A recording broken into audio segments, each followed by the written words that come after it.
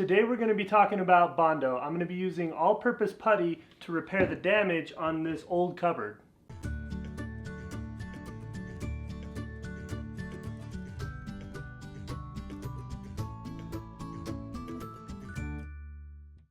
So this Bondo comes with a cream hardener. I'll show you how much I use here in a minute. I've had really good luck with it. The more cream hardener you add, the faster your reaction will be. Usually this stuff dries out in about 5 minutes once you get it mixed up. It's pretty stinky. I recommend a respirator. And I'm going to go ahead and put mine on, and then I'm going to mix this up and then show you how I apply it. Okay, so I've got a pretty good amount, probably 2 to 2.5 ounces there. Now, I'm just going to add just about that much. It doesn't need to be a ton. Then I'm going to fold that in.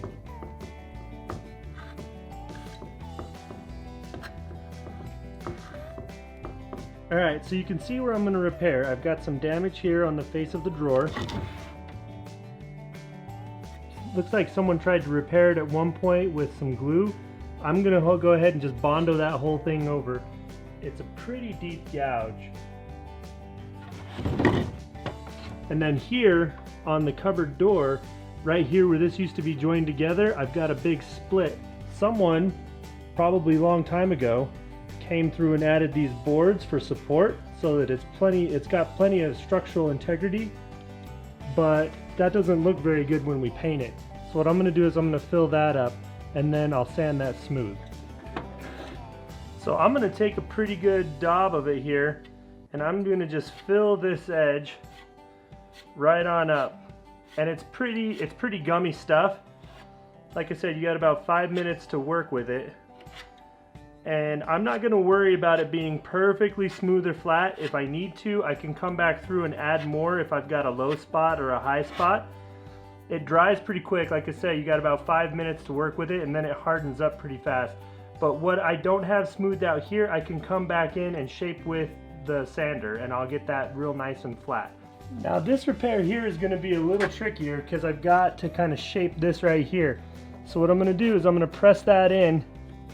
I took a pretty healthy amount here and it's going to want to goop all over the place. It's alright, we'll clean that up later with the sander. It cleans up real well. The more that you mix up, the faster it's going to harden. So what I do here is just cut that up and then pull it. And I can take a little file, a little chisel later, and scrape that back down. Okay, so I'm going to leave that built up a little bit like that. It keeps dragging and pulling away. So I'm going to leave that alone, and then I'll come back in with my chisel and I'll show you how I do that. Okay, so the drawer is dry. The way I test this, I can't get my fingernail down in there. So what I'm going to do now is I'm going to sand this. I use 80 grit. I find less than that, if you go with like a higher grit, that it gums up pretty quick. Maybe if you're doing finish work, but I need to remove some material. This is pretty rough. It looks like concrete on here. So I'm going to sand that flush, and then I'm going to sand this square, and we'll see what that looks like when I'm done.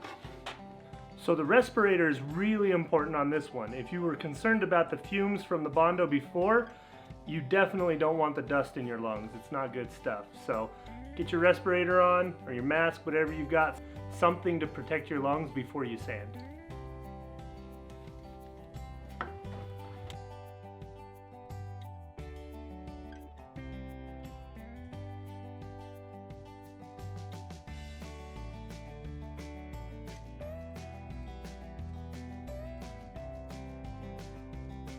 So now that repair is nice and flush, and I've got a smooth flat surface right here on the front.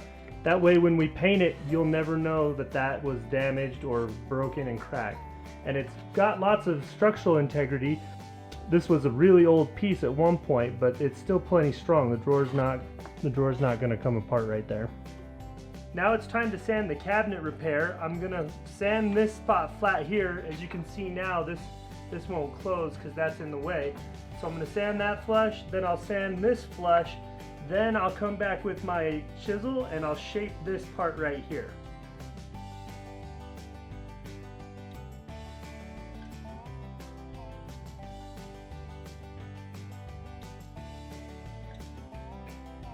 Alright, so you can see this darker gray spot where I'm getting a little discoloration and it's not smooth.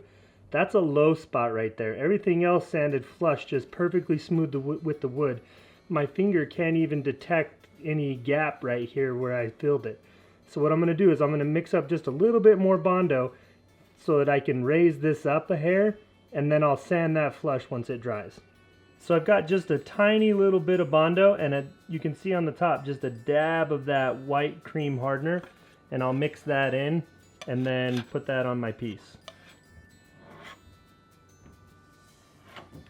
So my little bit of filler is done drying. I'm going to sand that back flush, and then I've got a chisel that I don't use on wood, I just use for this Bondo, and I'll show you how clean it cuts this. I've got my old rusted chisel that I keep around just for this, and I'm going to work up right along this edge and just score it a little, not using a hammer.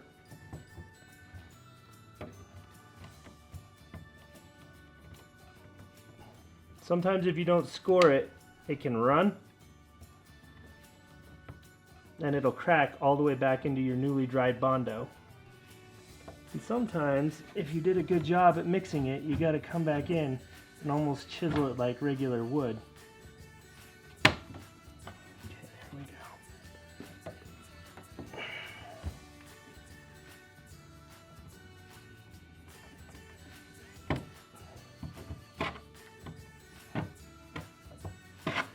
That's all chiseled out square. Now when Jami goes to paint this, you won't ever know that there was even a repair there. And this is nice and sturdy. This Bondo, I mean, it might as well be wood glue. It dries, once it's dried and cured, it really sets up hard and it's a nice secure bond. You could put screws into that and you'd be all right. Thanks for watching. Hope this video on how I repair furniture helps you out. If you like this video, make sure you're sharing it with your friends. Give us a thumbs up. Hit that notification bell so you're not missing out on our future videos, and subscribe to Jami Ray Vintage for more DIY.